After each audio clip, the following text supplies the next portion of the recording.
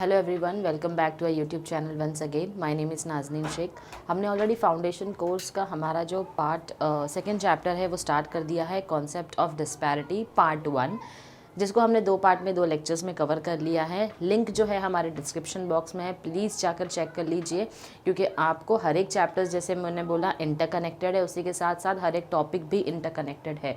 तो आप लिंक पर क्लिक कीजिए, हमारे पहला पार्ट और सेकेंड पार्ट जो है वो जाकर देख लीजिए। उसके बाद आपको अपना थर्ड पार्ट जो है वो समझ में आ जाएगा एग्जैक्टली हम क्या करने वाले हैं। आज का हमारा लेक्चर 3 है, जिसमें हम स्टार्ट करने वाले हैं status of women in India. तो लास्ट लेक्चर में हमने क्या कवर कर दिया था?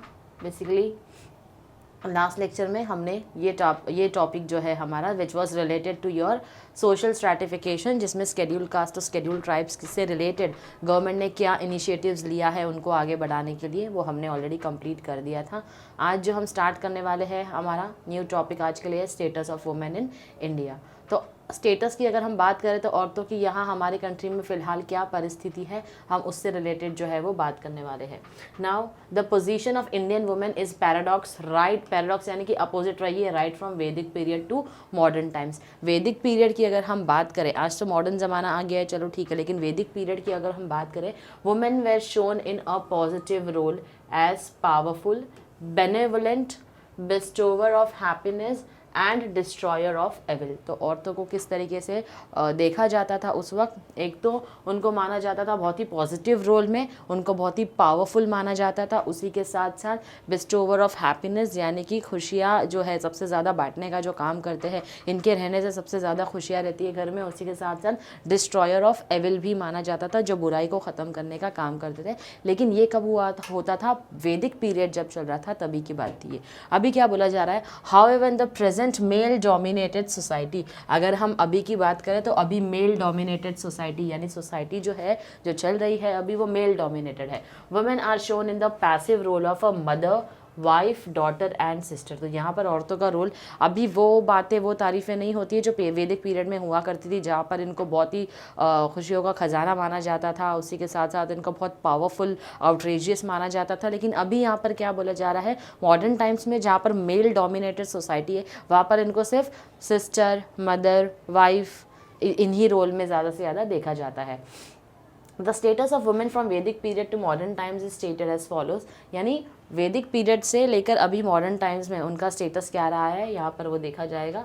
चलिए देखते हैं। ड्यूरिंग वैदिक period Indian women enjoyed a dignified and powerful status. जैसा हमने अभी देखा कि वैदिक पीरियड में क्या होता था, ये जो है बहुत ही पॉजिटिव रोल में शो किया गया है। इस तरीके से वुमेन्स को समझा जाता था, माना जाता था, ये उनका स्टेटस हुआ करता था, जहाँ वो बहुत डिग्निफाइड, बहुत ही डिग्निटी, बहुत इज्जत के साथ बहुत ही पावरफुल माना जाता था। लेकिन अभी की अगर हम बात करें, उसी के साथ साथ women enjoyed considerable freedom of expression. तो वुमेन्स को और क्या मिलता था? फ्रीडम ऑफ एक्सप्रेशन मिलता था, and attend excellence in various activities. Freedom of expression का मतलब होता है अपनी बातों को वो आसानी से क्या कर सकते थे? एक्सप्रेस कर सकते थे। उसी के साथ साथ हर चीज़ में जो उनको परफॉर्म करना है, they were excellent in that. The ancient Hindu scriptures depict women as Shakti. अब एंशिएंट अगर हिंदू स्क्रिप्चर्स की अगर हम बात करें, जो हमारी पुरानी हिंदुइज्म में स्क्रिप्चर्स हुआ करती थी, तो वो क्या बोलती है? वो औरतों को किस तरीके से देखा करती थी? शक्ति और प्रकृति के रूप में। शक्ति जो है वो क्या होता है? एनर्जी और power, the energising principle of the universe, यानी कि इनको एक पावर, एक एनर्जी के रूप में माना जाता था। इनको स्टेटस मिला था गॉडेस काली का as energetic and powerful and destroyer of evil. तो औरतों को जो है गॉडेस काली जो है, माँ काली जिनको हम बोलते हैं, उनका रूप भी माना जाता है, क्योंकि ये जब एविल्स होते हैं, बुरी चीज़ें होती है, इनको क्या करती है? डिस्ट्रॉय करती है, ख़त्म करती है। अपनी फैमिली की प्रोटेक्शन के लिए औरतें जो है वो माना जाता है हर एक हद तक जा सकती है। तो क्योंकि उसको शक्ति, उसको बहुत ही ज़्यादा पावरफुल माना जाता है। उसी के साथ साथ प्रकृति, nature, the active female counter part of cosmic person, पुरुष, यानी पुरुष जो है, जो मेल है, उसका क्या माना जाता है? इनको पार्टनर माना जाता है। तो उसी की, उसको क्या मानी जाती है? शक्ति भी मानी जाती है, प्रकृति यानी कि नेचर भी माना जाता है, क्योंकि जो मेल है उसका काउंटर पार्ट है, यानी कि उसका जैसे हम अर्धांगिनी वर्ड यूज़ करते हैं, राइट, तो उनका जो है वो क्या होता है? मेल काउंटर पार्ट का क्या है? वुमेन जो है एक हिस्सा है। तो दैट इज़ द रीज़न वैदिक पीरियड की अगर हम बात करें तो उनकी वुमेन्स की बहुत ज़्यादा इंपॉर्टेंस हुआ करती थी। हिंदू स्क्रिप्चर्स खुद कहता है कि हम उनको शक्ति, प्रकृति, माँ काली के रूप में देखते हैं प्रकृति, एक अर्धांगिनी के हस्बैंड के जो वाइफ होती है वो एक अर्धांगिनी के रूप में, काउंटर पार्ट उसके रूप में क्या किया जाता था, उनको देखा जाता था। अब बात करेंगे decline in status of women in post वैदिक पीरियड। अब पोस्ट वैदिक पीरियड में औरतों का जो ये रोल है, ये जो स्टेटस उनको मिला था, ये डिक्लाइन की हो गया। क्या रीज़न था उसका? नाउ अभी हम उनको किस तरह से नज़र से देखते हैं? As mother, wife, daughter and sister. यानी अब हम इनको सिर्फ एक पैसिव रोल, यानी कि एक यही रोल है जो उनकी लाइफ में उनको निभाना है, एक माँ का, एक बीवी का, एक डॉटर का और एक सिस्टर का। इसी के साथ साथ the Manusmriti and Dharmashastras made women totally dependent on man, thereby depriving them of their right of freedom of movement and expression. Manusmriti and Dharmashastras laid down specific rules for the conduct of women and stressed the need to control women by man. अब ये जो दो book थी, जो हमारी मनुस्मृति है, इसी के साथ साथ धर्मशास्त्र है, इन्होंने क्या किया? इन्होंने अपनी ये जो बुक्स आई थी, तो इन्होंने क्या किया? औरतों के लिए ऐसे रूल्स एंड रेगुलेशंस बना दिए गए हैं जिनको कंट्रोल किया जाएगा। इनको कंट्रोल में रखना बहुत ज़रूरी है, और इनको कंट्रोल कौन करेगा? They will be controlled by men. The women were relegated to the secondary position. अब औरतों को सेकेंडरी पोजीशन मिल गई, यानी घर में कौन, किसका फैसला फाइनल होगा? मेल का होगा। तो औरतें जो है वो सेकेंडरी पोजीशन पर आ गई। In all walks of life including household, यानी घर की भी हर चीज़ में क्यों ना हो, सबसे ज़्यादा इंपॉर्टेंस मेल को मिलेगी। The status of women was reinforced by certain practices such as, अब कुछ ऐसी प्रैक्टिसेस है जो कि उनके ऊपर क्या कर दी गई है? लाद दी गई है। हम बोलेंगे उनको ये चीज़ें करना ही है। तो प्रैक्टिस ऑफ सती आ गई। प्रैक्टिस ऑफ सती हमको पता है, सती का मतलब होता है बेसिकली जब एक औरत के हस्बैंड की डेथ हो जाती है, जब वो विधवा हो जाती है, तो उसी की चिता पर उसको भी बैठकर क्या करना पड़ता था? अपनी जान देना होता था। तो इस प्रैक्टिस को सती बोला जाता था। तो इस प्रैक्टिस को लेकर आया है। इसी के साथ सिस्टम ऑफ देवदासी सिस्टम जो है वो लेकर आ गए हैं। Restrictions on education of females, female की एजुकेशंस पर रोक लगा दी है। डाउरी सिस्टम को क्या किया? और ज़्यादा बढ़ा दिया, बढ़ावा मिला डाउरी सिस्टम को। रेस्ट्रिक्शंस ऑन विडो मैरिज, अगर एक औरत विधवा हो चुकी है तो उसकी शादी वापस से नहीं हो सकती। प्रैक्टिस ऑफ पॉलीगैमी, यानी कि सॉरी, पॉलीगैमी का मतलब होता है अगर कोई विधवा हो चुकी है औरत तो उसकी वापस से शादी या दोबारा शादी नहीं की जा सकती है। अगर ऑलरेडी समझ लो किसी की शादी हो गई, उसका डाइवोर्स भी हो जाता है, बावजूद इसके उसको दूसरी शादी की परमिशन जो है वो एक औरत को नहीं मिलती थी। तो ये सारी चीज़ें क्या होती थी? इस तरीके से ऐसी प्रैक्टिसेस को रीइंफोर्स किया गया, ज़बरदस्ती औरतों के ऊपर क्या किया? फोर्स करके उनको बोला गया कि तुमको ये सारी चीज़ें जो है वो फॉलो करनी है। तो ये सारी कभी चीज़ें हुई है? पोस्ट वैदिक पीरियड में, जहाँ पर औरतों को बहुत ही ज़्यादा पैसिव रोल में, मदर, डॉटर, सिस्टर, वाइफ, इन 4 रोल में ही देखा जाता है। अब हम बात करेंगे हमारे present day status of women की, कि प्रेजेंटली वुमेन का स्टेटस क्या है हमारी कंट्री में। From the 19th century onwards, efforts were made by social reformers like राजा राम मोहन रॉय, यानी कि 19th सेंचुरी आते आते क्या हो गया? कुछ ऐसे रिफॉर्मर्स थे जिनको लगा कि औरतों के साथ ये सारी जो प्रैक्टिसेस हो रही है ये गलत है, ये नहीं होनी चाहिए। तो Raja Ram Mohan Roy, Mahatma Jyotiba Phule and others to uplift the status of women in India. अब इनको लगा कि हमको औरतों का स्टेटस जो है वो बढ़ाना है, क्योंकि वैदिक पीरियड में यही चीज़ें हुआ करती थी। तो अभी औरतों का स्टेटस जो है वो डिक्लाइन क्यों कर दिया? तो धर्मशास्त्र, मनुस्मृति ने क्या किया? उन्होंने कहा कि औरतों को कंट्रोल करने के लिए ज़रूरत है, तो इनको कंट्रोल जो है वो मेंस करेंगे। तो that is the major reason. क्या हो गया यहाँ पर? राजा राम मोहन रॉय ने एक मूवमेंट ऑर्गेनाइज किया to oppose the practice of sati, और कहीं ना कहीं ही succeeded in passing sati abolition act. Abolition मतलब उसको एंड पर लेकर आना, उसको एबॉलिश करना, उसको निकाल देना। तो उन्होंने क्या किया? उन्होंने लड़ाई लड़ी, और लड़ाई लड़कर क्या किया? ये जो सती की प्रैक्टिस है इसको कम्प्लीटली एबॉलिश कर दी, ख़त्म कर दिया, समाप्त कर दिया इन the year 1829। Several other acts were subsequently passed including Hindu Women's Right to Property Act, यानी हिंदू वुमेन्स राइट्स से रिलेटेड एक्ट भी लेकर आ गए, जिसमें प्रॉपर्टी में उनको भी बराबरी का हिस्सा जो है वो मिलना चाहिए in the year 1926। Other than legislation, several other attempts have been made to uplift the women in India. अब लीगली ये सारे काम जो है लेजिस्लेशन एज पर लॉ तो हम लेकर आ गए कि सती की प्रथा जो है उसको बंद कर दी जाए, औरतों को जो है प्रॉपर्टी में इक्वल राइट्स मिलना चाहिए। इसी के साथ साथ ये लॉ के अलावा कुछ ऐसे काम भी किए गए जिससे कि औरतों का स्टेटस जो है और सोसाइटी में क्या करे? डिग्निफाइड हो जाए, विद डिग्निटी उनको मिलना चाहिए।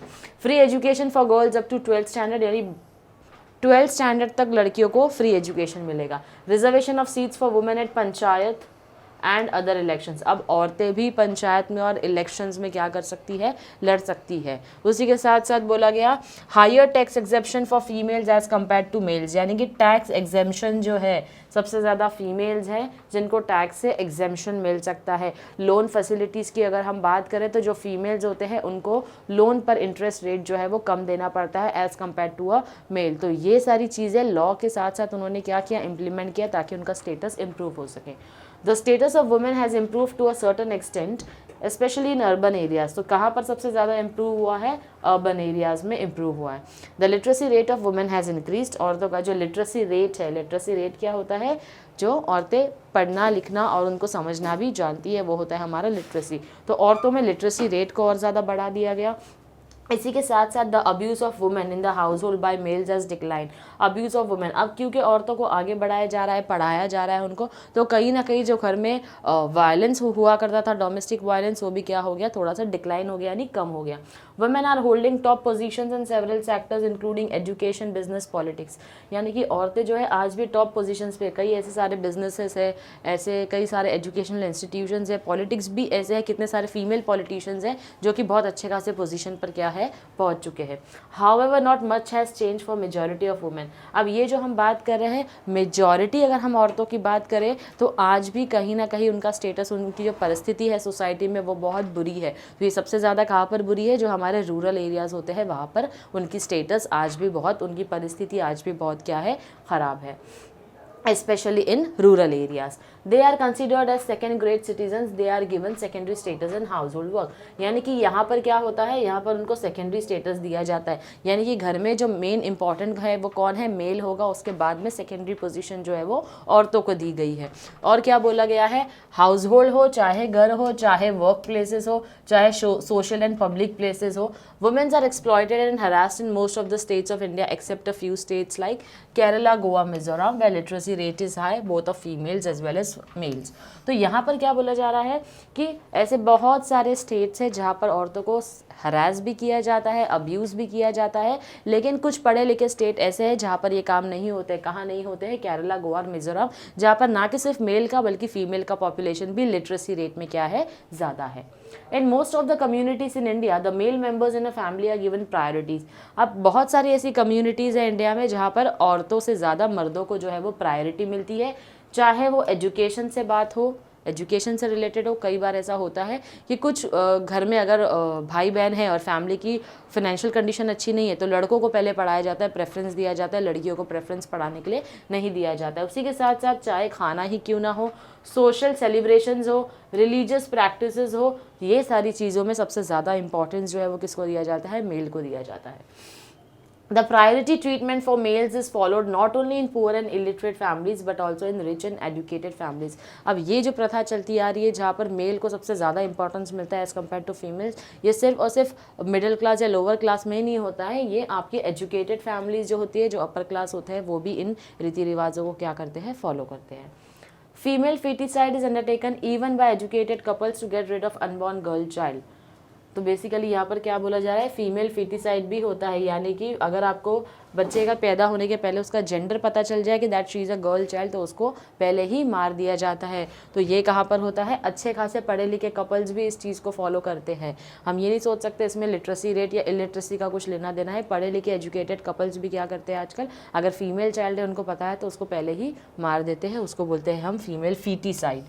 नाउ एमनियोसेंटेसिस, इसका मतलब होता है एक सर्जिकल प्रोसेस जिसके थ्रू जैसे ही हमको पता चलता है कि गर्ल चाइल्ड है तो उसको मार दिया जाता है, तो उसको बोला जाता है एमनियोसेंटेसिस।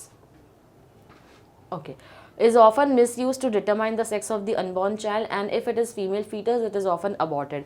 यानी कि क्या होता है, अनबॉर्न चाइल्ड, ये एक ऐसा प्रोसेस है, ब्रैकेट में एग्जैक्टली दिया हुआ है कि एमनियोसेंटेसिस का मतलब क्या, एक सर्जिकल प्रोसेस होता है जिसके थ्रू जो बच्चा है, जो फीटस है, हमको पता चलता है वो मेल है या फीमेल है। जैसे ही हमको उसका सेक्स यानी कि उसका जेंडर पता चलता है, अगर फीमेल चाइल्ड है तो उसको अबॉर्ट कर दिया जाता है। Next we have is there are several cases of atrocities on women such as dowry, harassment, rape, etc. even in urban areas like Mumbai, Delhi। यानी कि ऐसे भी शहर है, चाहे आप मुंबई की बात करो, दिल्ली की बात करो, यहाँ पर आम सी बात है डाउरी के लिए हरासमेंट होना, रेप होना, ये सारी चीज़ें यहाँ पर बहुत ज़्यादा आम हो गई। हालांकि ये डेवलप्ड है, अर्बन एरिया से डेवलप्ड है, बावजूद इसके ये सारी चीज़ें यहाँ पर कॉमन है। Although there are several legislations to combat women exploitation, yet the lethargic investigations and cumbersome procedures come in the way of justice to women. यहाँ पर बोला जा रहा है कि दो हमारे पास लॉ बने हैं, स्ट्रिक्ट लॉ बनाया गया है, रूल्स एंड रेगुलेशंस है जो फॉलो करने हैं। अगर कोई लॉ को ब्रेक करता है उसको सज़ा दी जाएगी, लेकिन बावजूद इसके क्या होता है, जो इन्वेस्टिगेशन होती है, क्या वो इन्वेस्टिगेशन सही तरीके से होती है? जब एक रेप विक्टिम को क्वेश्चंस पूछा जाता है, क्या इस तरीके से क्वेश्चन पूछा जाता है कि वो कंफर्टेबल हो पूछने में? क्योंकि ये सारे जो प्रोसीजर फॉलो होते हैं कहीं ना कहीं एक केस को आगे जीतने में जो है लेडीज़ की, वो डिपेंड करता है किस तरीके से वो प्रोसीजर जो है वो फॉलो हुआ है। उसी के साथ साथ in recent times efforts are being made by women organisation and NGOs to protect and uplift the dignity and status of women in India. अब इसी के साथ साथ जो हमारे एनजीओज है वो भी क्या कर रहे हैं, कई सारे ऐसे वुमेन से रिलेटेड ऑर्गेनाइजेशन है, एनजीओज है जो सामने से आ रहे हैं, ताकि ये जो खराब परिस्थिति है हमारे कंट्री में औरतों की, उसको थोड़ी सी अपलिफ्ट कर दी जाए, उसको थोड़ा सा सुधार दिया जाए। तो इस स्टेटस को सुधारने के लिए औरतों के लिए कौन आगे आ रहे हैं? वुमेन ऑर्गेनाइजेशंस, और उसी के साथ साथ कौन आगे आ रहे हैं? आपके एनजीओज जो है वो भी आगे आ रहे हैं। So the next topic that we have is about your declining gender ratio in India. In India almost all races, अगर हम जेंडर रेशियो की बात करें तो जैसे हमने हमारे चैप्टर 1 जो ओवरव्यू ऑफ इंडियन सोसाइटी है उसके ऊपर में भी हमने क्या किया था, जेंडर रेशियो के ऊपर बात किया था। जेंडर रेशियो जहाँ पर हम 6 रेशियो पढ़ते हैं मेल पॉपुलेशन का और उसी के साथ साथ किसका, फीमेल पॉपुलेशन का। तो in India almost all races except a few tribes in the north east adopt the patriarchal system of which in of family in which the head of the family is the eldest male member. यानी कि India में आज भी ऐसे बहुत सारे races हैं जहाँ पर क्या होता है, एक कल्चर फॉलो होता है जिसको हम पेट्रियार्कल बोलते हैं, जिसका मतलब होता है कि घर का जो मेल फैमिली मेंबर होगा, जो एल्डेस्ट होगा, जो सबसे बड़ा होगा, वही घर के सारे डिसीजन जो है वो लेने वाले हैं। अ फ्यू ट्राइब्स इन नॉर्थ ईस्ट, यानी नॉर्थ ईस्ट को छोड़कर जहाँ पर मेट्रियार्कल सिस्टम फॉलो होता है, जहाँ पर head of the family is going to be the eldest female member, ये कहाँ पर होता है, मेट्रियार्कल सिस्टम ऑफ फैमिली में होता है। In patriarchal family system the male members are given more importance as compare to female members. जैसे हमने अभी अभी पढ़ा है, पेट्रियार्कल फैमिली क्या होता है, जहाँ पर जो एल्डेस्ट मेल मेंबर होगा उसको सबसे ज़्यादा इंपॉर्टेंस मिलेगी as compare to the other female members in the family. In India male child is considered as an asset, female child is considered as a liability. क्यों? क्योंकि हमको ऐसा लगता है लड़की है, शादी होकर कहीं चले जाने वाली है, तो वो हमारे ऊपर एक कर्जा है। लेकिन अगर हम बात करें फीमेल चाइल्ड की तो हमको लगता है वो हमारे लिए क्या है, एक असेट है, एक प्रॉपर्टी है। Now, female feticide is undertaken in several parts of the country. This is mainly due to certainly misconceived religious belief. Female feticide जो मैंने आपको अभी अभी एक्सप्लेन किया, यानी कि जैसे ही अनबॉर्न चाइल्ड का जेंडर पता चलता है तो उसको पहले ही मार देना, उसको बोलते हैं फीमेल feticide। तो आज भी कंट्री के कई हिस्सों में क्या हो रहा है, ये प्रैक्टिसेस हो रही है। क्यों हो रही है? Because misconceived religious belief and problem of dowry. एक तो डाउरी का प्रॉब्लम है और कई बार रिलीजियस बिलीव्स भी जो है लोगों के, वो भी बहुत इंपॉर्टेंट रोल प्ले करते हैं फीमेल feticide के लिए। इसी के साथ साथ इन certain states the girl child is killed immediately after the birth. कई बार ऐसा भी होता है कि अगर आपको जेंडर का पता नहीं भी लगता है तो जब बच्चे का जन्म हो गया है, when the girl child is born, पैदा होने के बाद उसको क्या किया जाता है, मार दिया जाता है। In some other cases amniocentesis is often misused. Amniocentesis जैसे मैंने आपको अभी भी बताया, एक सर्जिकल प्रोसीजर होता है जहाँ पर जैसे ही आपको बच्चे का जेंडर पता चल जाता है, आप क्या करते हो, अगर वो गर्ल चाइल्ड है तो उसको पैदा होने के पहले ही मार देते हो। To determine the sex of the unborn child and if it is female fetus it is aborted. Female feticide is resorted even by educated and rich families, यानी कि अच्छे खासे पढ़े लिखे और अमीर लोग जो होते हैं वो भी इस सिस्टम को फॉलो करते हैं। ठीक है, तो ज़रूरी नहीं है कि पुअर फैमिलीज़ में ही ये रिवाज है। जो अच्छी अच्छी पढ़ी लिखी बड़ी फैमिलीज़ है, रिच फैमिलीज़ है, वहाँ पर भी ये सारी चीज़ें, ये सारे जो बिलीव्स है वो फॉलो करते हैं।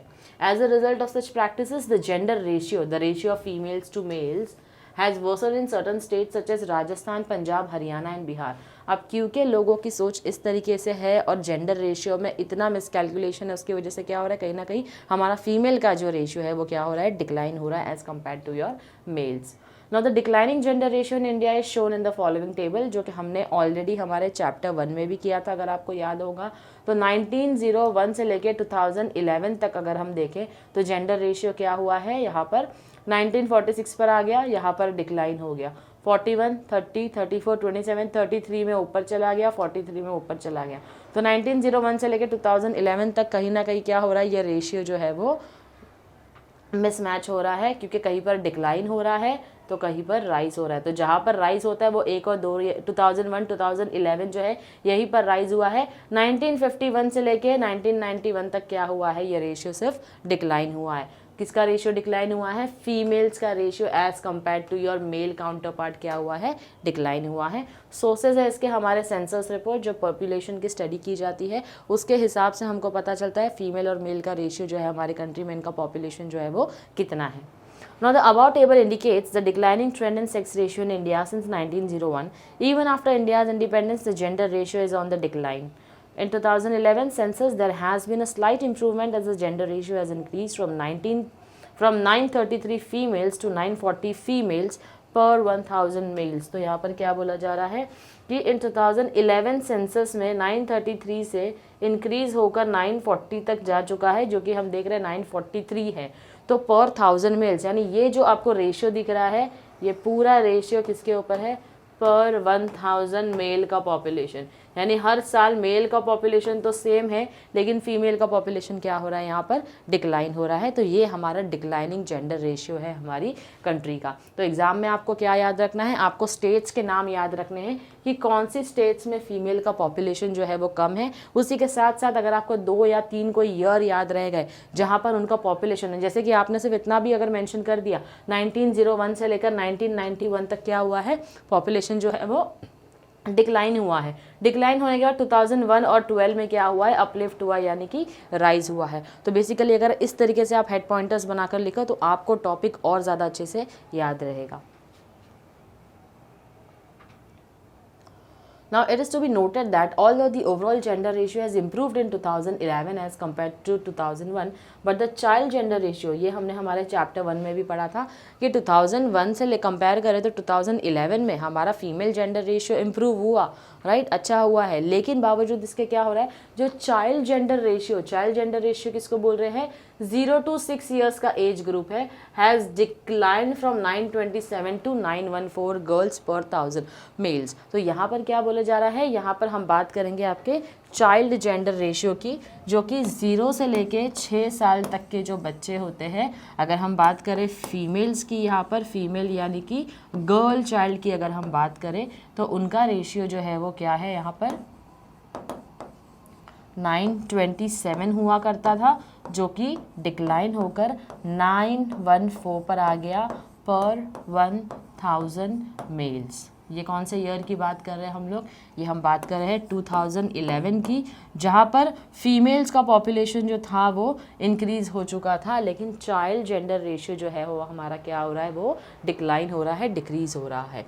This indicates that there is growing tendency of female foeticide in India. इसका मतलब क्या समझ में आता है हमको इस रेशियो से, कि जो अनबॉर्न चाइल्ड है, यानी कि क्या हो रहा है, फीमेल फिटिसाइड जो है वो सबसे ज़्यादा हो रहा है। चाइल्ड का सेक्स यानी कि जेंडर पता करने के बाद उसको क्या किया जा रहा है, सर्जिकल प्रोसेस के थ्रू उसको मार दिया जा रहा है, अबॉर्ट किया जा रहा है। Not only the overall sex ratio has declined, but there are imbalances in gender ratio across the states.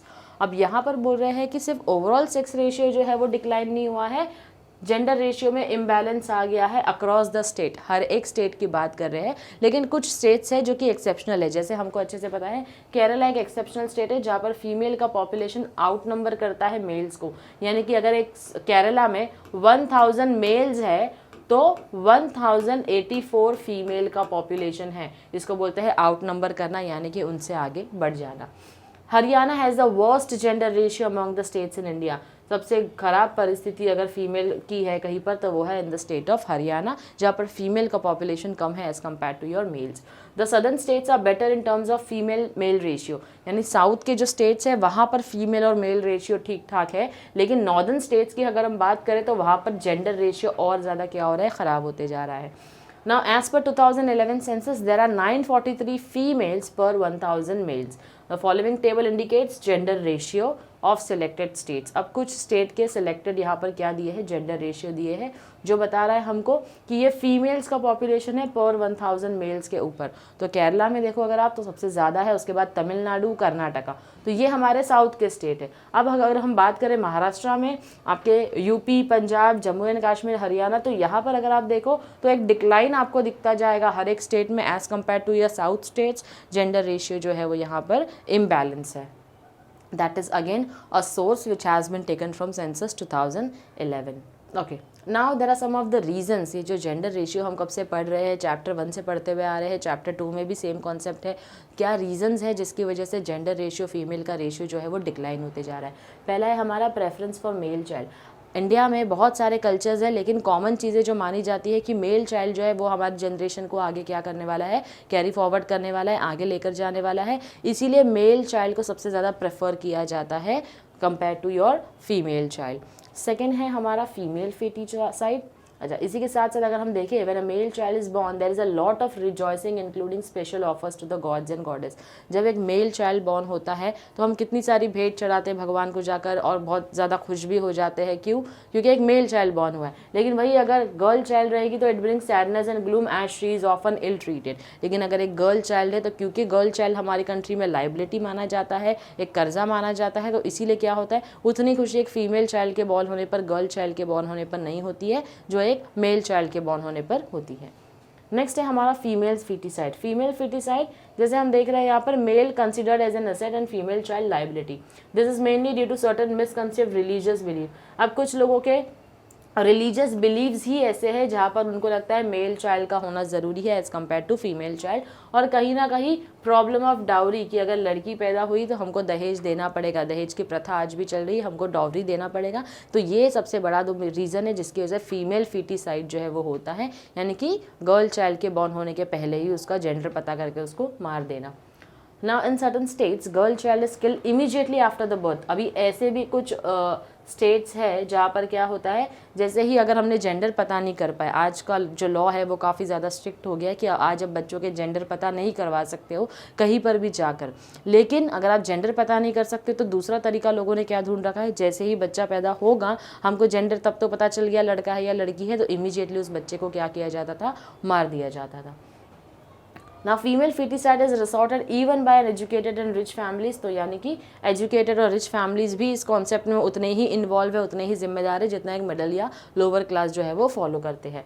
Now such practices has worsened the sex ratio in certain states like Rajasthan, Punjab, Haryana and Bihar. ये 4 states के नाम हमको याद रखने, क्योंकि सबसे ज़्यादा gender ratio declining जो फीमेल का है वो इन्हीं 4 स्टेट्स में होता है। So the next that we have is female infant mortality rate. Female infant mortality rate, basically the infant mortality rate is higher in case of girls as compared to boys।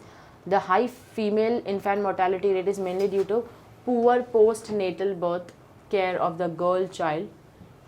यानी कि अब infant mortality rate का मतलब होता है जब एक girl child या जब एक बेबी बॉर्न होता है उसके बाद उसकी जो डेथ होती है, तो यहाँ पर जो फीमेल इन्फेंट मोर्टेलिटी रेट है, यानी कि गर्ल चाइल्ड जब पैदा होती है उसके बाद उसकी डेथ होती है, तो उससे रिलेटेड हम पढ़ेंगे।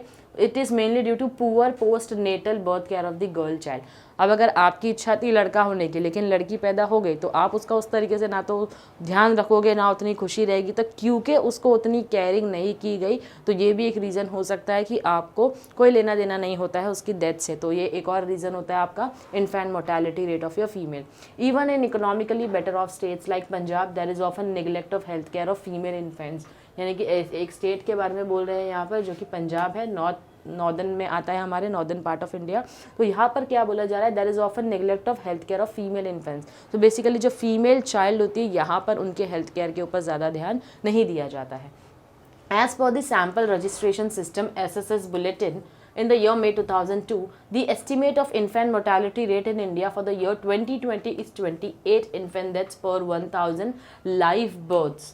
तो यहाँ पर क्या बोला जा रहा है कि 1000 लाइव बर्थ के ऊपर अगर हम काउंट करें तो 28 इन्फेंट जो है वो उनकी डेथ का रेशियो है। In 2020, the maximum IMR has been reported in Madhya Pradesh 43 and minimum in Mizoram. यानी मिजोरम में सबसे कम इन्फेंट मोर्टेलिटी रेट है फीमेल इन्फेंट, लेकिन अगर हम बात करें मैक्सिमम तो मध्य प्रदेश में सबसे ज़्यादा है विच इज़ योर 43। तो फीमेल इन्फेंट मोर्टालिटी रेट का मतलब होता है जब एक गर्ल चाइल्ड बॉर्न होती है, बॉर्न होने के बाद में उस बच्चे की डेथ होना, वो होता है हमारा फीमेल इन्फेंट मोर्टालिटी रेट। क्योंकि जब बच्चा पैदा होता है तो वो जिस स्टेज पर होता है उनको इन्फेंट बुलाया जाता है, तो इन्फेंट मोर्टालिटी रेट का मतलब ये होता है। Next that we have is poor maternal care. अगर माँ का ध्यान अच्छे से नहीं दिया गया उस वक्त जब वो प्रेग्नेंट थी, तो besides neglect of the health of the girl child there is lack of pre natal and post natal maternal care. यानी कि माँ का ध्यान ड्यूरिंग द प्रेगनेंसी भी नहीं रखा गया हो और प्रेगनेंसी के बाद भी नहीं रखा गया हो, प्रॉपर उसको न्यूट्रिशन नहीं मिला, खाना नहीं मिला, तो वो भी एक रीज़न होता है आपका फीमेल रेशियो डिक्लाइन होने का। Due to poor maternal care there is high incidence of maternal mortality rate in India. At present maternal mortality rate अगर हम देखें 200 पर 1 लाख लाइव बर्ड्स, यानी कि अगर 1 लाख लाइव बर्ड्स है तो उसके ऊपर 200 मैटरनल मोर्टालिटी रेट होती है, which is quite high as compare to developed countries like Japan. अगर हम बात करें दूसरे देशों की, यस दूसरे देशों से भी हमारी कंपैरिजन तो होना ज़रूरी है, राइट। अगर हम बात करें जापान की 5 पर 1 लाख लाइव बर्ड्स, अगर हम बात करें जर्मनी की तो यहाँ पर सिर्फ 7 डेथ होती है पर 1 लाख लाइव बर्ड्स, और फ्रांस की तो 8 पर 1 लाख लाइव बर्ड्स, राइट। तो पुअर मैटरनल केयर की वजह से भी प्रॉब्लम हो सकती है फीमेल के रेशियो को डिक्लाइन होने में। Malnutrition of females, there is often malnutrition of females including pregnant women. Preference for good food to the male members affects the health of the females, which even results in death of females, which in turn results in declining gender ratio. अब यहाँ पर क्या बोला जा रहा है, अगर औरत को प्रेगनेंसी के दौरान नहीं खाना दिया गया सही से, जैसे कि प्रेफरेंस जो है वो हमेशा घर में हर चीज़ को किसको मिलता है, मेल डोमिनेटेड सोसाइटी, मेल को ज़्यादा प्रेफरेंस मिलता है, तो वो प्रेफरेंस क्योंकि एक मेल को मिलता है उसकी वजह से क्या होता है, अच्छा खाना, अच्छा हेल्दी, अच्छा न्यूट्रिशन, ये सारी चीज़ें हमारे घर के मेल्स को मिलनी चाहिए, फीमेल्स को नहीं मिलनी चाहिए। तो कहीं ना कहीं क्योंकि प्रॉपर न्यूट्रिशन उस मॉम को नहीं मिला है, तो हो सकता है ड्यूरिंग द प्रेगनेंसी उसकी डेथ हो सकता है डिलीवरी के बाद भी उसकी डेथ हो सकती है। तो माल न्यूट्रिशन सबसे बड़ा प्रॉब्लम है। ये प्रॉब्लम कब आता है, जब ज़्यादा न्यूट्रिशनल फूड जो है वो मेल को दिया गया हो as compare to your female. Next that we have is about your poverty. A major cause of declining sex ratio is poverty. अब पॉवर्टी यानी कि गरीबी, ये क्यों सबसे बड़ा रीज़न है। Poor families consider males as insurance against old age and girls as liability. Wow, this is something which we are already aware of. तो जो मेल चाइल्ड होता है उसको एक इंश्योरेंस माना जाता है। इंश्योरेंस कब काम आता है हमारे, हम इंश्योरेंस भरते हैं, लाइफ इंश्योरेंस भरते हैं, प्रीमियम भरते रहते हैं, तो एक टाइम के बाद जब हमको विड्रॉ करना है तो हम विड्रॉ कर सकते हैं, राइट। तो सिमिलरली मेल चाइल्ड को एक इंश्योरेंस जो है वो माना जाता है अपने ओल्ड एज के लिए, यानी कि जब हम बूढ़े हो जाएंगे तो हमको देखने के लिए कौन रहेगा, हमारा लड़का जो है वो रहने वाला है। लेकिन गर्ल को लाइबिलिटी मानते हैं कि ये तो शादी होकर चले जानी है, यहाँ पर नहीं रहनी है, तो इसको क्या माना जाता है, कर्जा माना जाता है। तो इसी के साथ साथ therefore poor treatment is meted out to the girls, including denial of education and malnutrition. The malnutrition in turn results in deaths of female child across several states. अब इसकी वजह से क्या होता है, इसीलिए उनको डिनाइल मिलता है, किस चीज़ के लिए, एजुकेशन और न्यूट्रिशन से उनको क्या किया जाता है, डिनाई किया जाता है। किसको किया जाता है, फीमेल चाइल्ड को। क्यों, क्योंकि हम किसी एक का ही खर्चा ज़्यादा अच्छे से उठा सकते हैं, तो हम वो खर्चा किसका उठाते हैं, मेल चाइल्ड का as compare to your female child. Next that we have is the problem of dowry system. सबसे बड़ा प्रॉब्लम है डाउरी सिस्टम। क्यों, क्योंकि एक बोझ है, हमारे घर से जाना है, हमको डाउरी देना है, हमको क्या देना है, यानी कि हमको दहेज देना है। तो not only in rural areas but also in case of urban areas. तो बेसिकली ये जो डाउरी का प्रॉब्लम है ये सिर्फ और सिर्फ रूरल एरियाज़ में फॉलो नहीं होता है, ये कहाँ पर फॉलो होता है, हमारे अर्बन एरियाज़ में भी, शहरों में भी उतना ही फॉलो होता है जितना गाँव में होता है। The poorer families specially in certain parts of India like Rajasthan and Tamil Nadu commit female infanticide. तो पुअर फैमिलीज स्पेशली इन कौन से पार्ट्स ऑफ इंडिया की बात की जा रही है, राजस्थान है, तमिलनाडु है, commit female infanticide that is killing of female babies immediately after their birth. यानी कि फीमेल जो बेबीज़ होते हैं उनको पैदा होते ही मार देना, क्योंकि यहाँ पर जो है वो प्रॉब्लम सबसे ज़्यादा है, डावरी, दहेज जो है वो देना पड़ेगा। Even in case of middle class and upper class families efforts are made for sex determination and subsequent abortion of the girl foetus so as to escape from the dowry net. तो यहाँ पर क्या बोला जा रहा है, efforts are made for sex determination. कहाँ पर, चाहे आप अपर क्लास को बिलोंग करते हो, चाहे आप मिडिल क्लास को बिलोंग करते हो, यहाँ पर हमको ज़रूरी है हमारे बच्चे का जेंडर जानना। क्यों जानना है हमको, पैदा होने के पहले जेंडर, ताकि अगर लड़की है तो हम उसको अबॉर्ट कर सकें।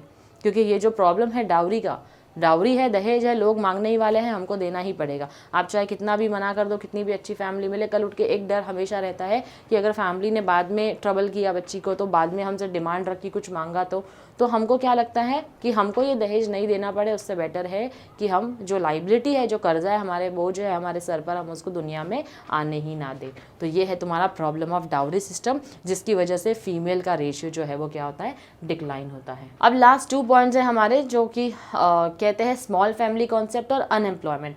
स्मॉल फैमिली कॉन्सेप्ट में क्या होता है, अगर जो फैमिली प्लानिंग करते हैं, जो सोचते हैं कि चलो एक मेल चाइल्ड हमारे पास होना चाहिए, तो फैमिली प्लानिंग के टाइम पर क्या सोचते हैं, अगर पहला बेबी जो बॉर्न हुआ है वो अगर मेल चाइल्ड हो तो आगे और प्रेफरेंस, आगे और फैमिली प्लानिंग नहीं करते हैं। तो स्मॉल फैमिली कॉन्सेप्ट है ना, हम दो, अगर हमारा एक जो है वो लड़का है तो हमको आगे फैमिली और बढ़ानी नहीं है। तो इस स्मॉल फैमिली कॉन्सेप्ट की वजह से भी कहीं ना कहीं क्या होता है, डिक्लाइन हो जाता है जेंडर रेशियो, यानी कि आगे हो सकता है second child, third child female हो, लेकिन उनको चाहिए नहीं, क्योंकि ऑलरेडी उन्होंने अपना जो इंश्योरेंस है वो पहले ही बार में क्या किया है, उसको अप्रूव कर लिया है। तो पहला चाइल्ड ऑलरेडी मेल चाइल्ड आ चुका है, तो हमको ज़रूरत ही नहीं है फीमेल चाइल्ड की। तो कहीं ना कहीं ये भी क्या है, एक बड़ा रीज़न है जेंडर रेशियो के डिक्लाइन होने में। सेकेंड है हमारा unemployment. Unemployment is one of the reasons for declining gender ratio in India. Some people consider girls as liabilities and boys as an asset. Now, the unemployed people find it difficult to raise a girl child and to give dowry at the time of marriage. Therefore, females are neglected and as such, some girls die at a very young age. तो unemployment भी सबसे बड़ा reason है, लोगों के पास काम धंधा है ही नहीं कुछ, तो वो कहाँ से आगे फैमिली की प्लानिंग करेंगे, और फैमिली प्लानिंग कर भी लेते तो उनको लगता है कि लड़की को जो है हम संभाल नहीं पाएंगे, तो क्योंकि हम उसको असेट नहीं लाइबिलिटी मानते हैं, नहीं संभाल पाएंगे। उसके लिए कई बार ऐसा होता है प्रॉपर न्यूट्रिशन भी नहीं मिला उसको, अच्छा खासा खाने भी नहीं मिला उसको, अनएम्प्लॉयमेंट है ना, जो हमने विशियस सर्कल, जो हम बार बार एक सर्कल पढ़ते आए हैं, विशियस सर्कल होता है ना, तो ये विशियस सर्कल में क्या होता है, यहाँ पर पॉवर्टी है, यहाँ पर इलिटरेसी है, और यहाँ पर है अनएम्प्लॉयमेंट। तो क्योंकि ये चीज़ें जो है वो आपस में घूमते रहेगी, ये कभी ख़त्म नहीं होने वाली है, तो ये सबसे बड़ा रीज़न है आपके जेंडर रेशियो के डिक्लाइन होने का, यानी कि फीमेल का पॉपुलेशन जो है वो कम होता है as compare to your males. So I hope we are clear with this topic. तो आज जो हमने कवर किया है, हमने वुमेंस का स्टेटस देखा है इंडिया में क्या है, उसी के साथ साथ जेंडर डिक्लाइन क्यों होता है, क्यों फीमेल का पॉपुलेशन कम हो रहा है as compare to your males, right. So with this we are done with the lecture. Violence against women जो है वो भी काफ़ी इंटरेस्टिंग टॉपिक है, जो हम हमारे नेक्स्ट पार्ट में लेक्चर 4 में कंटिन्यू करेंगे। Till then stay tuned to our channel and do like, share and comment. Thank you very much.